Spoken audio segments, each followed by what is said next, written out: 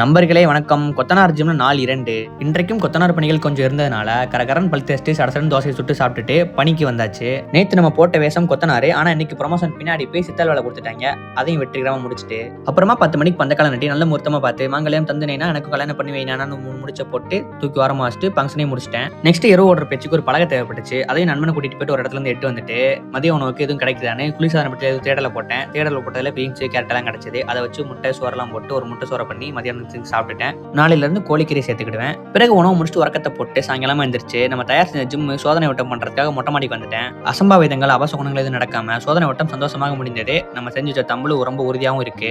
அதனால சந்தோஷத்தில் எனக்கு நானே ஒரு வாழ்த்துக்களை போட்டு மேலே பார்த்தா அருமையான ஒரு மாலை காட்சி. அதையும் உட்காந்து ரசிச்சுட்டு அப்பதான் ஒரு யோசனை, ஒரு பூஜையை போட்டலாம் அப்படின்ட்டு சூடம் கொசுப்பத்தி சந்தன குங்குமம்லாம் எட்டு வந்து பூஜையை ஆரம்பிச்சு விட்டேன்.